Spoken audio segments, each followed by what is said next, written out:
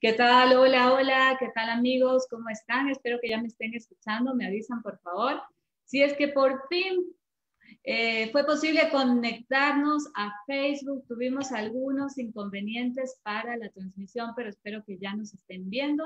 Me confirman si es que ya estamos. Ahí estamos y ya me puedo ver en pantalla, ya le puedo ver a Gabriel que nos acompaña. Muchísimas gracias por la paciencia. Pues nada, los duendes de la tecnología pues a veces nos hacen estas cosas, pero lo importante pues es tener la calma y sé que contamos con la paciencia de todos ustedes que nos entienden porque a todos nos pasa, así que un poquito de empatía, como decimos en mediación. Y bueno, les doy la cordial bienvenida a nuestro programa. Mi nombre es Joana Ponce, soy directora del Centro de Formación y Mediación Mediatores y hoy estamos en nuestro cuarto programa de la segunda temporada de Facebook Live para hablar de temas, de conflictos, de problemas, de cuestiones que nos preocupan a todos, pero que siempre tratamos de buscarles las mejores soluciones posibles, tratamos de darle un enfoque más positivo a todas estas cosas que estamos pasando hoy en día. Así que hoy tenemos un gran invitado que es profesor del Centro de Formación de Mediación Mediatores, profesor de la Universidad de Hemisferios y de muchas otras universidades, así que seguramente pues es muy conocido en el medio jurídico. Bienvenido, doctor Gabriel Galán. ¿Cómo está? Muchísimas gracias, muy buenas noches con todos. Bueno, mil gracias, mi querida Joana, por la invitación. Y bueno, a tu disposición para lo que desees conversar. Pues muy bien, él me había preguntado cuál es el esquema del programa, si tiene que hacer una exposición así como las que hacen. No, no, no. Va a ser un conversatorio. Vamos a conversar de una situación y un tema en particular, pues que ha afectado a muchas personas directa o indirectamente, y es el tema de la crisis en las empresas. ¿Qué le sucede pues a esta persona, al emprendedor que ha tenido pues su compañía funcionando con mucho esfuerzo? Porque todos los que somos emprendedores pues sabemos cuánto cuesta pues realmente pues construir una empresa, una organización, el tiempo que le dedicas, pero por supuesto a veces se presentan situaciones que no esperas o que probablemente no estabas listo para afrontar y se te viene una crisis. Básicamente tienes trabajadores, tienes mucha gente que depende de ti o algunas personas que dependen de ti, de esta empresa. Y yo creo que el factor humano es lo que más preocupa, al menos a mí es lo que más me preocupa, ¿no? Siempre estoy pensando qué va a pasar con las personas que trabajan conmigo directo o indirectamente.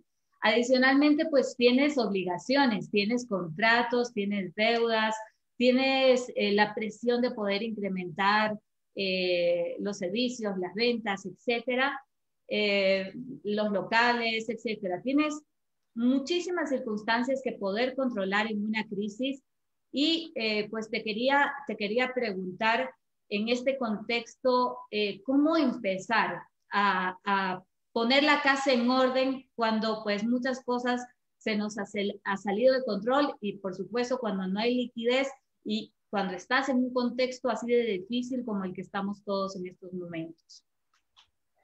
A ver, creo que el primer paso, aunque no necesariamente suene dentro de la configuración jurídica, pero el primer paso es reconocer que se te ha salido del control, ¿ok? Lamentablemente, no es usual encontrar en el Ecuador un empresario que tenga dentro de su planificación frente a la crisis ciertos procesos como los procesos preventivos o los procesos concursales, es decir, aceptar que ya no estás en capacidad de pagar tus deudas y tratar, ¿sí?, de establecer un acuerdo con los acreedores que evite, ¿ok?, que tu negocio quede en riesgo. Tenemos, no sé si la mala costumbre, pero tratar de ir hasta el último, es decir, cuando ya todo implosiona en las manos. Entonces creo que el primer paso, más allá de los procesos, me imagino que ya me preguntarás sobre el ámbito jurídico, pero desde una visión al margen, creo que lo primero que es importante en todo emprendedor y todo aquel que hace empresa es reconocer cuando ya no está a su alcance el manejo de la dificultad y requiere la ayuda de alguien, porque evidentemente estamos entrando a una etapa post-pandemia. Nos hemos olvidado además que el Ecuador ya presentaba una crisis económica profunda anterior de la pandemia. Por tanto, tenemos dificultades notablemente complejas. No es cuestión solo de la pandemia, no es cuestión de pensar en una reactivación que suponga únicamente la atención a la crisis provocada por la pandemia, sino que tenemos un antecedente fuerte de crisis económica que se ahondó con esa pandemia, y por eso es que el nivel de crisis es complejo. Y si previamente no reconoces que hay ciertas limitaciones para el manejo de aquello y no buscas quién te pueda ayudar, quién te pueda ofrecer alguna alternativa, algún espacio de salida razonable, en última instancia, cuando todo se ha salido de control, pues no tienes más que entrar en conteo para la explosión de la bomba. Entonces, lo primero es reconocer, ¿sí? Pero siendo muy sincero, es decir, con un baño de humildad respecto a lo que puedes y no puedes hacer, con un reconocimiento de tus propias limitaciones, establecer que necesitas ayuda. Si el momento es adecuado, en el que reconoces la necesidad de asistencia, créeme que con un muy buen asesor, pues puedes hacer frente a la crisis, porque si me dices que hay problemas de liquidez, pues hey, puedes tener el apoyo, no solo del ámbito jurídico para hacer frente a las deudas, sino también de aquellos que pueden manejar la gestión mismo del negocio o de la gestión de crisis incluso, frente a la problemática que te trae el ámbito laboral, para tratar de ir resolviendo, irte enmarcando y con la asesoría de gente capacitada, pues hacer frente a esa crisis, no poner en riesgo tu negocio, no poner en riesgo lo que has construido y que por problemas de liquidez producto del entorno que estamos viviendo, pues está a punto de perderse. Qué importante lo que has dicho, porque es algo que lo he visto mucho en mediación, que muchas o algunas personas a veces cuando llegan y te cuentan la situación tan grave en la que están, es decir, o sea, ya realmente nosotros decimos que siempre hay una solución, pero realmente es muy difícil una salida.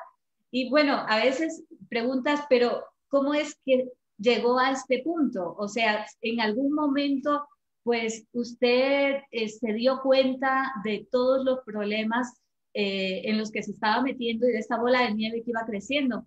Y entonces, claro, la mayoría de respuestas es no me di cuenta. Pensé que lo iba a poder solucionar, no sé cómo llegué a este momento, me dijeron que no, me dijeron que a lo mejor un juicio dura muchos años, me dijeron que esto no se podía hacer y de alguna manera pues a veces nosotros, en general las personas que atravesamos alguna situación difícil, yo creo que todos hemos atravesado alguna situación difícil, nos autoengañamos, ¿no? Nos decimos como unas verdades, unas falsas verdades para creer que todo está bien y pecamos de ser optimistas. Y bueno, y poco a poco, pues como te contaba, pues caemos en una espiral en la que ya la solución es bastante difícil. Sin embargo, pues esta visión tuya que me has comentado de traer un tercero, puede ser un mediador, puede ser un abogado, puede ser un economista, ¿cómo funciona al empresario? ¿O cómo le puede ayudar a cambiar su visión de las cosas?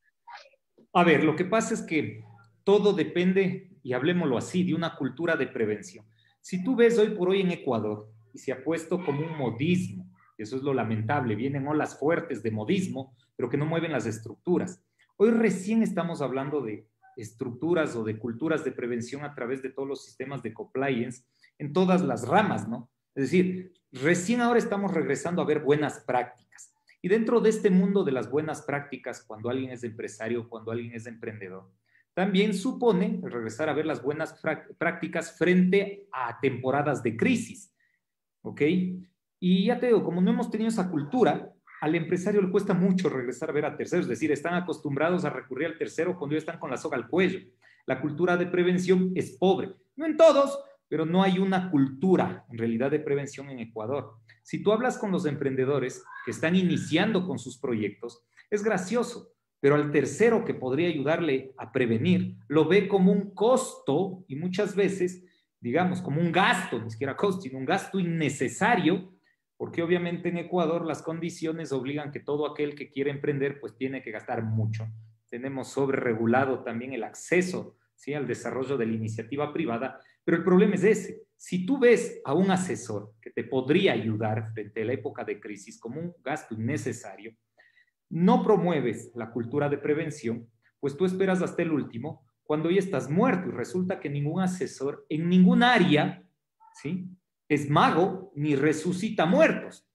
Todo el mundo te puede acompañar para evitar los grandes choques, las grandes consecuencias de una muerte anticipada. Pero cuando estás muerto, no hay capacidad para resucitar. Ese es el problema, pero es cultura de prevención. ¿Cómo puede ayudar al empresario? Pues evitar morir. Si tú ves, y no porque existe la época de la pandemia, cierto es que desde el ámbito jurídico la pandemia, por ejemplo, trajo esta ley de apoyo humanitario que trajo unos mecanismos concursales de excepción para tratar de prevenir las consecuencias de aquellos que no tienen capacidad de pago frente a sus deudas. Pero si tú ves el Código Orgánico General de Procesos, que es común, y tenemos una ley de concurso preventivo, desde siempre cualquiera que teniendo aún alguna capacidad de pago porque tiene bienes suficientes para hacer frente a sus deudas, pero no tiene la liquidez para pagarlas, tiene el derecho de abrir un espacio de concurso preventivo que tiene como finalidad llegar a acuerdos con todos los acreedores de manera de que se puedan cumplir los pagos disponiendo también de esos bienes, pero sin perder el negocio, tratando de mantener el giro del negocio, creando flujos suficientes para la generación del negocio y también el cumplimiento de las obligaciones, ¿ya?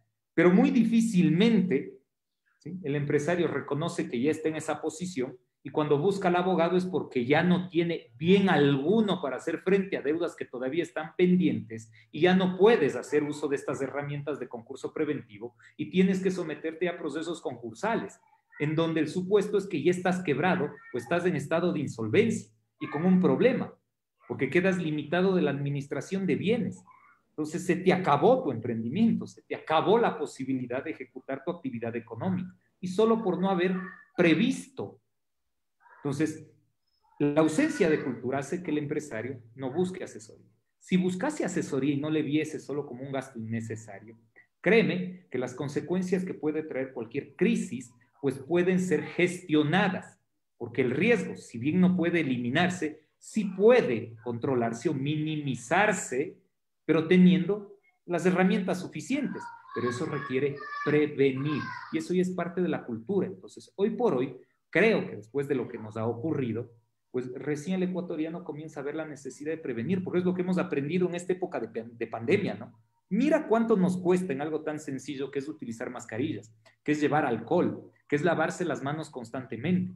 A veces la gente se relaja y ves gente que no usa mascarillas, que no se lava las manos y nuevamente suben los índices de contagio y los problemas sanitarios por causa del COVID. Ojalá, con todo lo que estamos viviendo, la gente interiorice la necesidad de prevenir, eso se traduzca al ámbito del emprendimiento y de empresa, y el empresario vuelva a buscar asesores, pero con enfoque de prevención y no solamente de corrección frente al problema. Porque si tú como emprendedora, por ejemplo, ya no tienes bienes suficientes para hacer frente a las deudas, uno como asesor, ¿qué puede hacer? Por más que abras los espacios suficientes de negociación, llegas al punto en que no estás ni siquiera en capacidad, ¿sí?, de ejecutar y cumplir con lo que estás ofertando como negociación. ¿Qué asesor puede llevar eso a cuestas? Ninguno.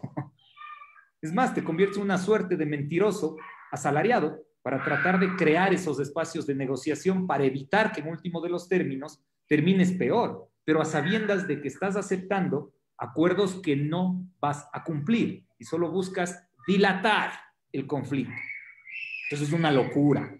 Entonces la gente debe acostumbrarse, y a raíz de todo lo que estamos viviendo, de que sí hay asesores, sí hay profesionales capacitados para hacer frente a las crisis en todo tipo de problema.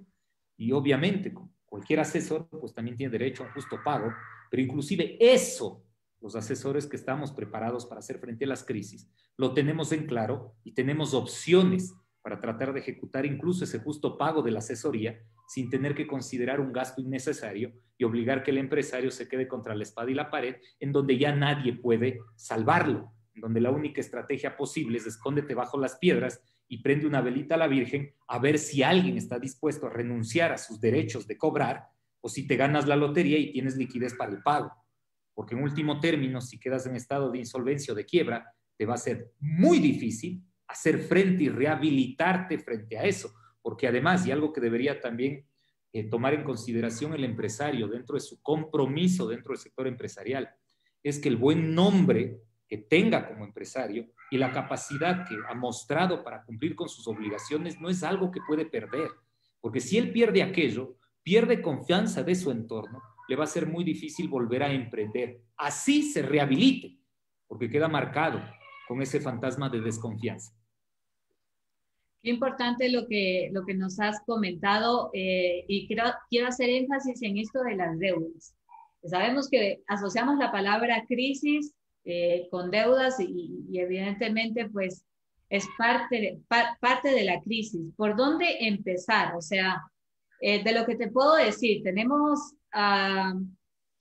el SRI, a rentas, a seguridad social, creo que son los primeros que cobran casi todos los meses. Tenemos pues los gastos del arriendo, de la oficina, tenemos los proveedores, tenemos los trabajadores. ¿Por dónde empezar a organizarnos si es que pues en algún momento pues la ley, cuéntanos cómo está la legislación actualmente, prevé un orden de prelación para todos estos acreedores? ¿Cómo empezar a poner la casa en orden pues cuando se tiene todo este tipo de deudas y obligaciones juntas? Ok, veamos. Primero, ya te decía, el primer paso es reconocer que tienes un problema. El segundo paso es determinar y tratar de crear un esquema, ¿sí? Prelado, es decir, tratando de dar prioridad a las circunstancias que son de ejecución inmediata dentro de ese problema. Es decir, cuando tú hablas de una crisis, evidentemente vas a tener una pluralidad de aristas que atender. Cuando tú te refieres a las deudas, tú dices, hey, el SRI, el IES, los trabajadores, etcétera. El abogado, ¿sí?, de formación tradicional te va a decir, claro, todas esas obligaciones son créditos privilegiados, por tanto, debes atender todas, y si no tienes con qué, puedes esperar los juicios y sentarse a llorar detrás de un chilco, como decimos en la sierra y decía mi abuelita, porque como son créditos privilegiados, tampoco tienes manera de evitar las acciones de cobro. Yo te diría, a ver, hoy por hoy estamos dentro de un régimen de excepción que nació en la Ley de Apoyo Humanitario, en la Ley Orgánica de Apoyo Humanitario, que trató de crear algunos mecanismos para solventar la crisis producto de esta etapa, ¿sí?, de pandemia provocada por el COVID-19 y que se enfoque en alguno de los temas que hablas, es decir, en esta Ley Orgánica de Apoyo Humanitario, vas a tener medidas que están enfocadas en materia laboral, por ejemplo. Están enfocadas respecto de deudas frente a estados de liquidez, es decir, no puedes pagar las deudas, pero tampoco quieres perder tu negocio y quedar en nada. E inclusive sobre el tema de temas puntuales de alquiler. Tengo un local, no tengo capacidad para pagar, ¿qué puedo hacer? Todo esto, objeto de esta Ley de Apoyo Humanitario. No necesariamente el modo en cómo se estructuró la ley o el reglamento que salió esta ley soluciona en sí todos los problemas. ¿Okay? Es decir, digamos que hubo una intención interesante, de cierta manera positiva por parte del legislador, pero tampoco es que por la sola publicación de esta ley se soluciona todo. En todo caso, lo primero que deberían hacer es tratar de regresar a ver qué tiene esta ley, que esté en un régimen temporal con ocasión del tema de pandemia y ver qué soluciones podemos dar, ¿ok? Entonces, eso implica que una vez que sabes que estás con un problema, tienes que darle, ¿sí?, un sentido y decir qué primero voy a resolver. Es decir, dentro de mi giro necesito resolver el tema con los trabajadores, porque evidentemente si no estoy cancelando remuneraciones, por ejemplo, y hay un riesgo, pero eventualmente esos trabajadores también han disminuido sus índices de productividad, y aunque puedo generar ventas y puedo abrir un mercado, puedo tratar, ¿sí?, de innovar para vender, resulta que con los índices que han disminuido tampoco doy un resultado. O sea, a lo mejor el problema prioritario es tratar de cumplir mis obligaciones con esos trabajadores. Otro problema puede ser, hey, ahora me estoy recuperando, pero he generado una cantidad de deudas brutales en esta época de pandemia que se me están venciendo y por más que mantengo el negocio, no estoy en capacidad de pago. Otro puede ser el tener los dos problemas en conjunto, pero tienes que poder identificar y resolver qué es lo primero que tienes que atender. Es decir, ¿qué priorizo? Resolver el problema que tengo con mis trabajadores a la fecha porque tengo un gasto inevitable, porque mes a mes sigue cayendo y tengo que pagar remuneraciones, o he logrado solventar, porque he podido corregir a través de la innovación como respuesta al problema dado por pandemia, pero me he quedado con deudas que se han convertido en un lastre y que no me permiten mejorar incluso el proceso de innovación del negocio. Entonces, una vez que elijo qué atender, entonces puedo comenzar a establecer algún mecanismo de solución. Si yo priorizo el problema de trabajadores, vean que la ley de apoyo pues ha creado, ¿sí?, posibilidades, primero en cuanto a reducción de jornada de trabajo, que tiene como consecuencia la reducción de salario. Evidentemente hay un sinnúmero de críticas al respecto, incluso se han presentado acciones de inconstitucionalidad sobre ese régimen, pero la ley está vigente, ¿ok? También se habla de una posibilidad de llegar a acuerdos directos sobre asuntos económicos que modifiquen temporalmente los códigos, los contratos de trabajo. También es un mecanismo para solucionar. Si es que tu problema imperante son las deudas, que son un lastre y que tengo que tratar de solucionar de alguna manera, pues resulta que también esta ley de apoyo humanitario pues trae un esquema, ¿sí?, que denomina como concordato preventivo excepcional o medidas propias para la gestión de obligaciones, ¿ok?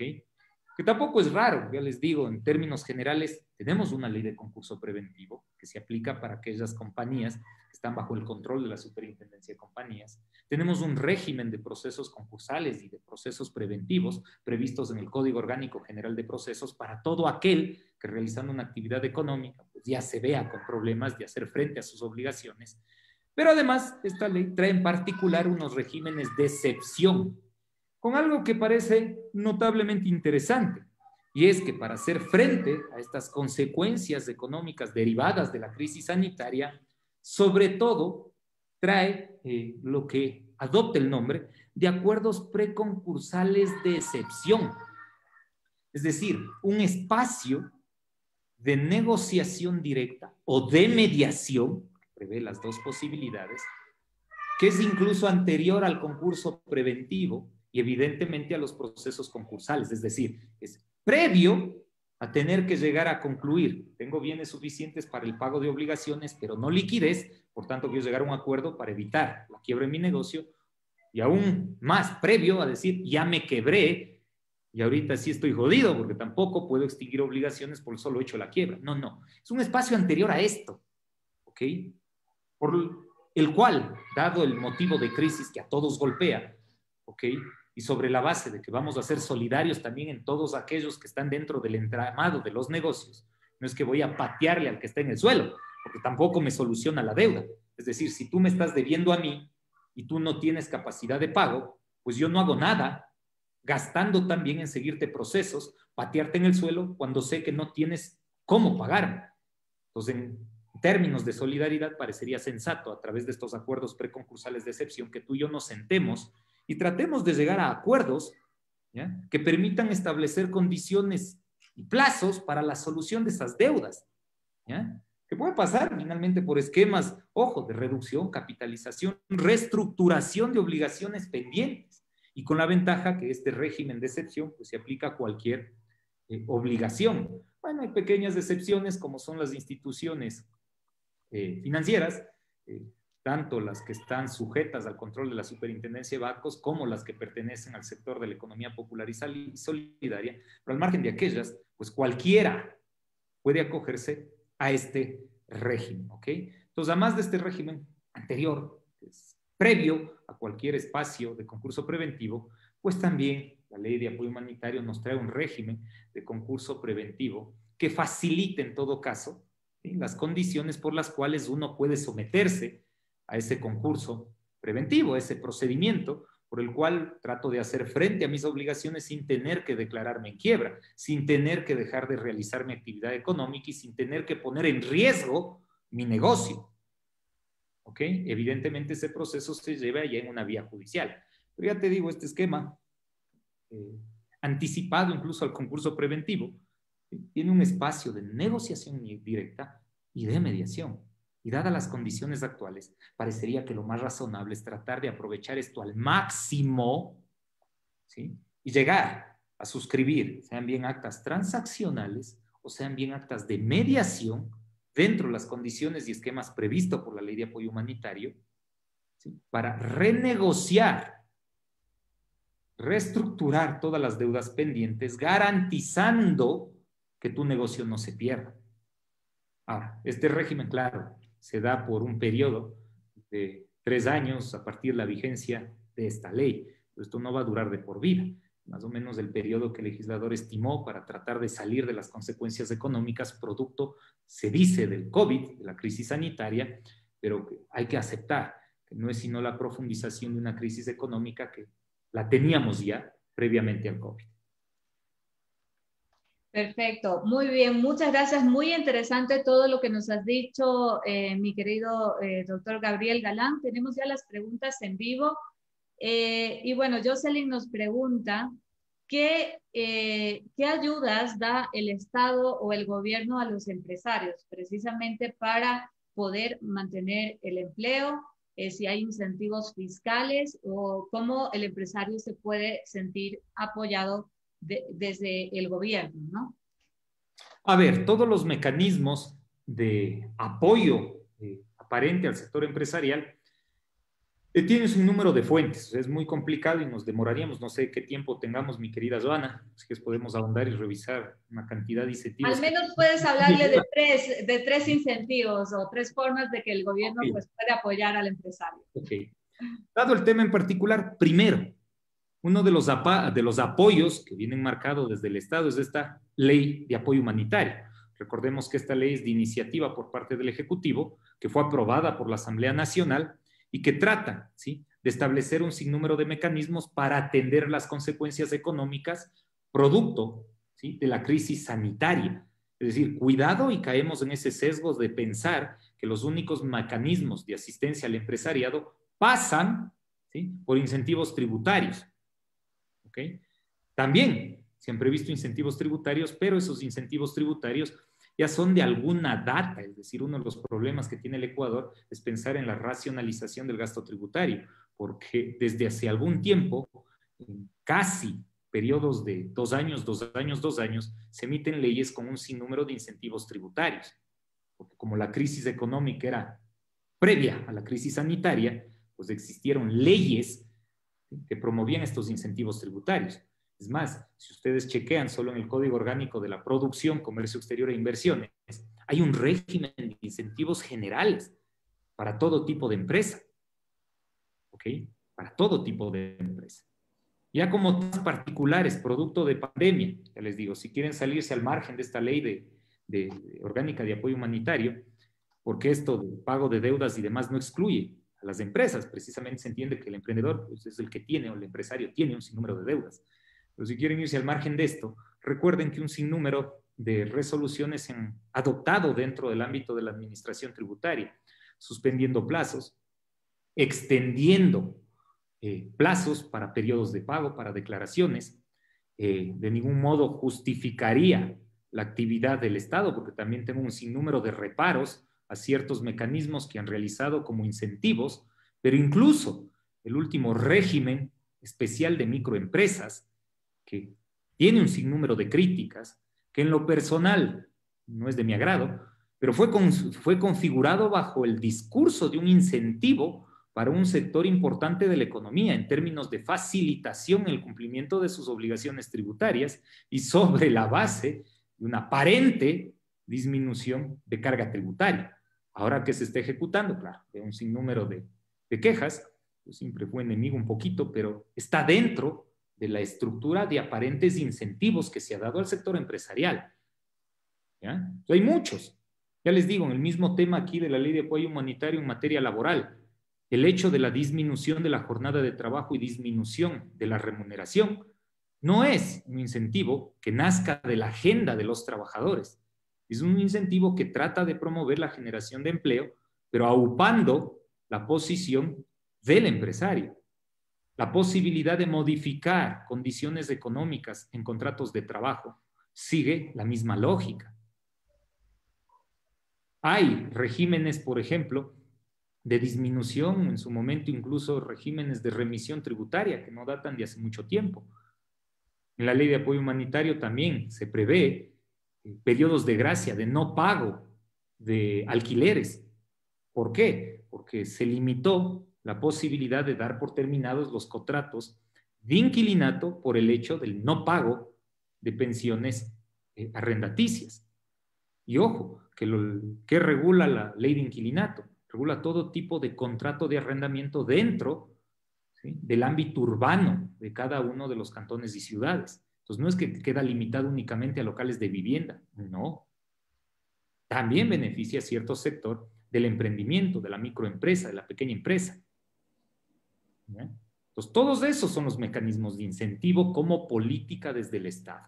Los resultados, bueno, y es muy complicado de llegar a establecer, y menos aún, créanme que estoy en posición de defender esos incentivos. Los hay, no necesariamente esos incentivos cumplen las aspiraciones de todos los sectores.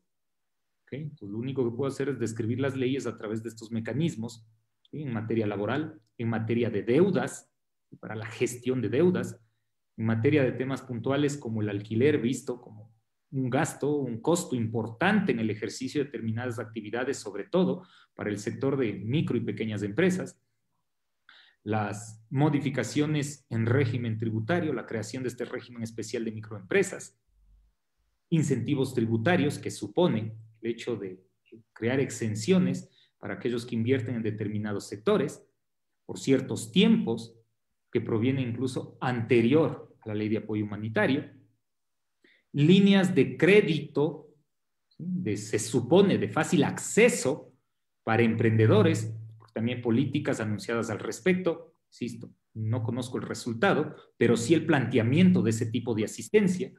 Pues el Estado ha recurrido a un sinnúmero de mecanismos que no son raros y son comunes a lo que han estilado otros estados también en época, ¿sí?, de pandemia, o lo que ya se comienza a establecer como post-pandemia, ¿ok? Que no quedan libres de crítica, que no quedan libres de evaluación frente al resultado, pero que, guste o no, normativamente existe.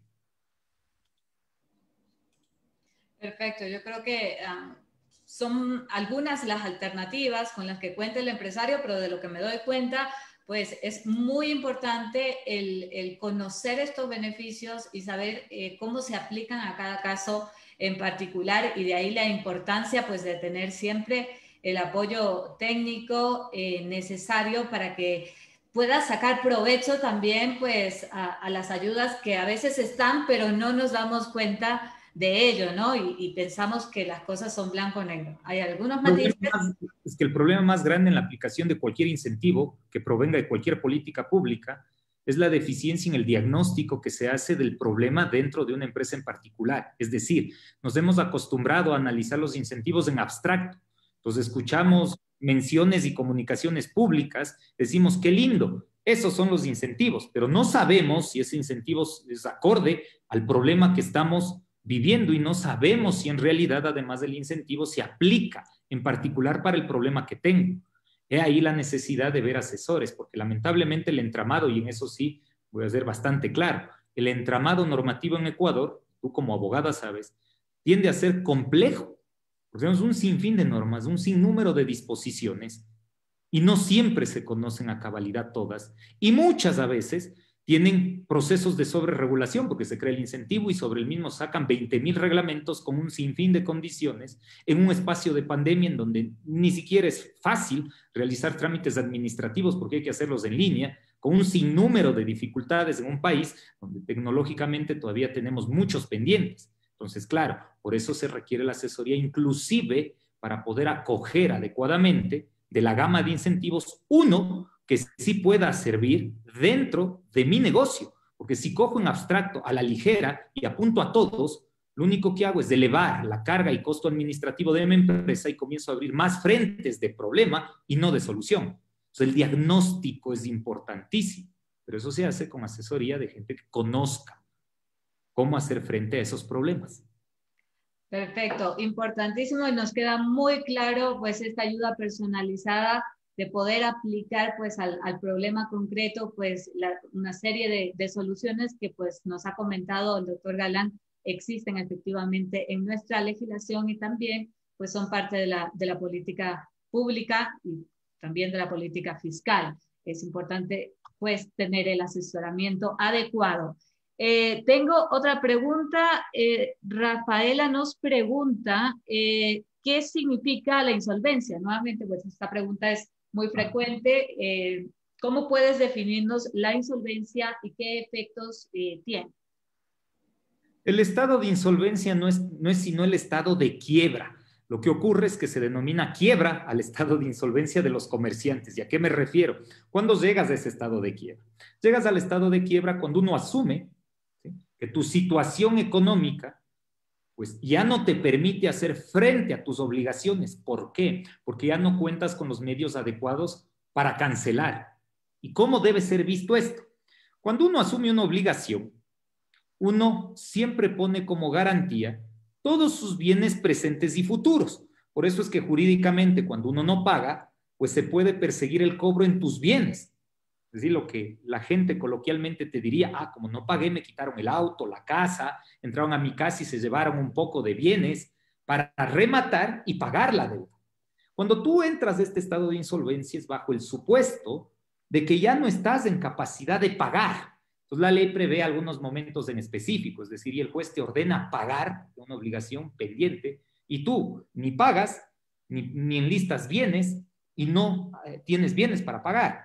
Entonces, la consecuencia jurídica es someterte a esta situación de insolvencia o quiebra que concluye y genera como consecuencia el hecho de que quedes inhabilitado para administrar tus bienes. ¿Por qué? Como has dado cuenta que no has sido un buen administrador y que lo único que has hecho es poner en riesgo tu propio patrimonio, entonces ya no te van a permitir administrar tus bienes y en consecuencia quedas prohibido de hacer ventas directas de cualquier tipo de bien, por tanto notifican a registros de la propiedad, notarios, registros mercantiles de que estás en estado de insolvencia.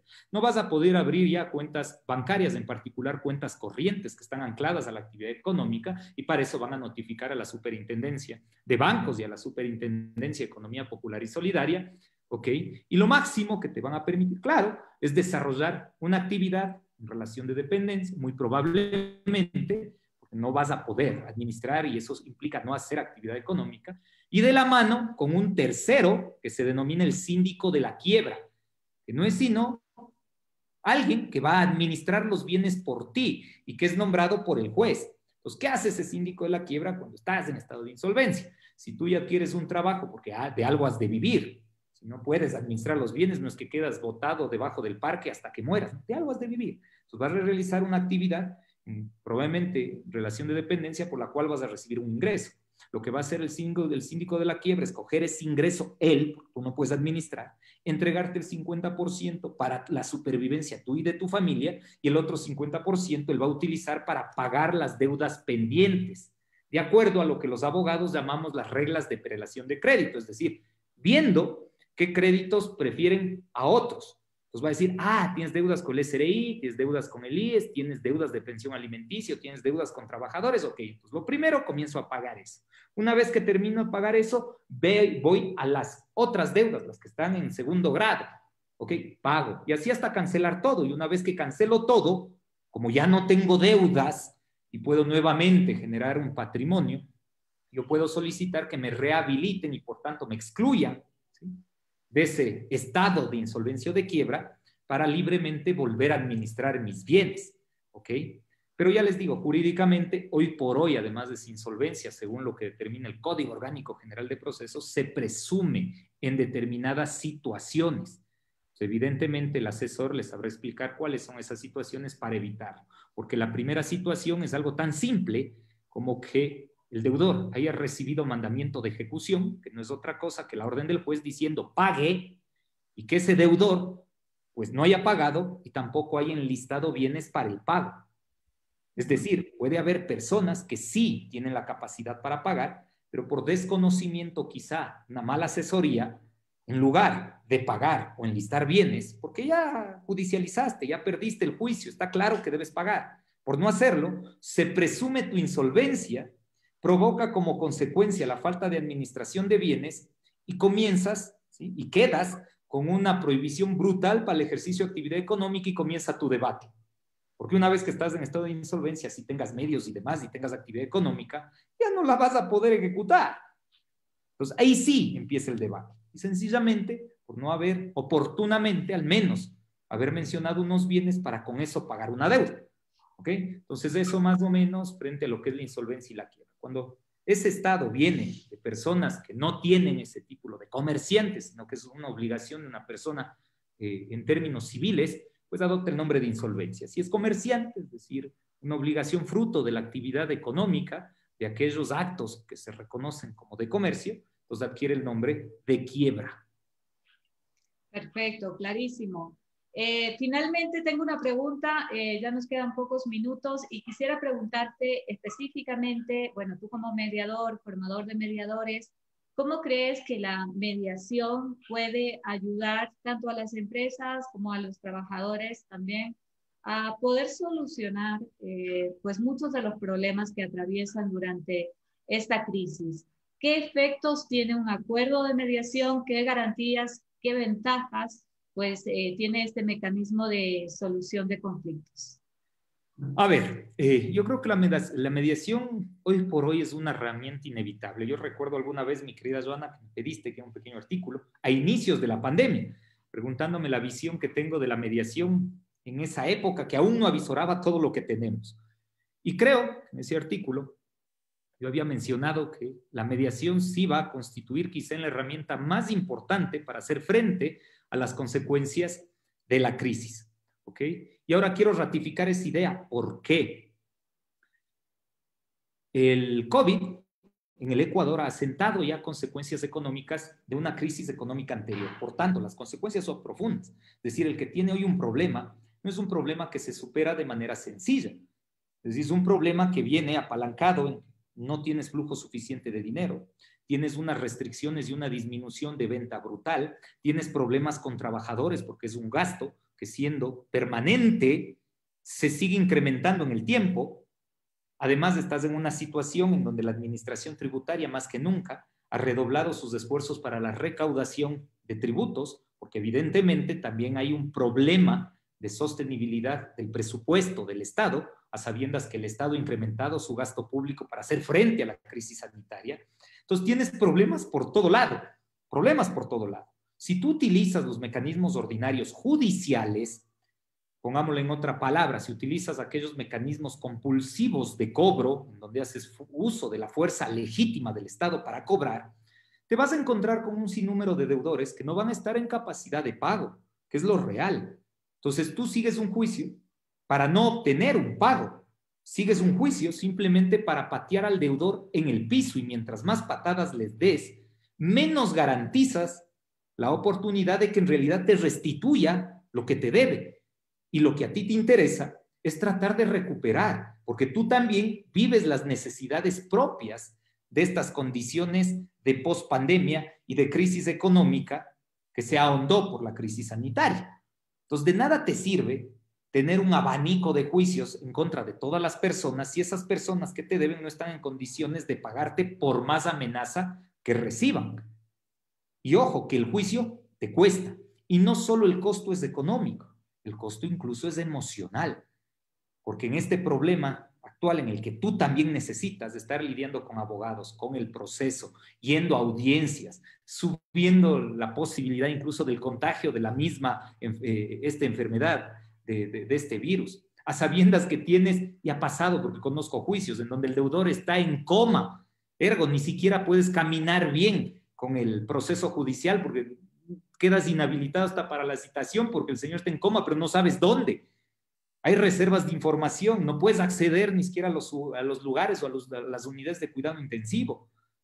Entonces, la vía regular no ayuda.